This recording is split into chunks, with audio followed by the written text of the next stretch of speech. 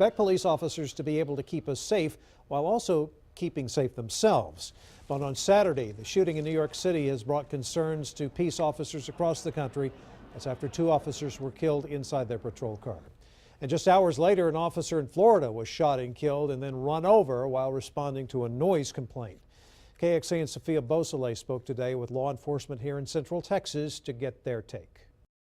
I mean, there's a couple of guys out there just doing their job and get gunned down in their police car with no provocation, no warning. Cedar Park Police Chief Sean Manick says he was shocked and saddened when he learned of the murders of 2 New York police officers. Civil protest is fine. The First Amendment is there for protected speech, and there's nothing wrong with people gathering to talk about what they're happy about or what they're unhappy about. But violent action is not an alternative. Chief Manick says there are anti-police and government feelings through certain parts of the country. For the most part, he says he feels support from the Central Texas community, but has told his officers to be vigilant and aware of their surroundings. It's a similar message Austin Police Chief Art Azevedo sent out to his officers over the weekend. We're kind of out there hanging on our own. The Austin Police Association president says he wasn't surprised by the attacks given the rhetoric lately. He says he appreciates Chief Azevedo defending police and called on politicians to do more to keep officers safe.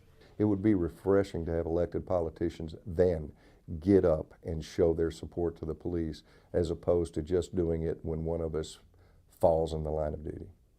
We reached out to Austin Police Chief Art Azevedo. He sent us a statement this morning saying this weekend's incidents show the inherent dangers of officers, of what they face when they're out doing their job, and that he sends his prayers to the fallen officer's family.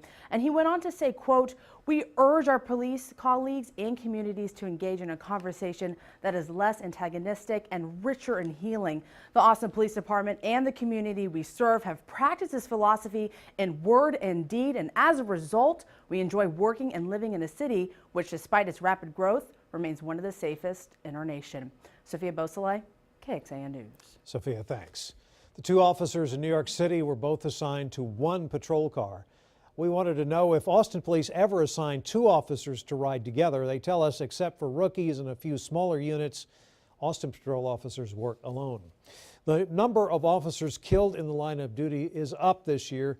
Digging deeper, last year, the National Law Enforcement Officers Memorial Fund says 100 police officers were killed. And this year, the number has jumped by nearly a quarter to 123. And a closer look at the numbers showing an even greater number have been killed in shootings. Last year, 31 officers were killed by firearms. This year, 49 officers have been killed by gunfire. That's an increase of 58%.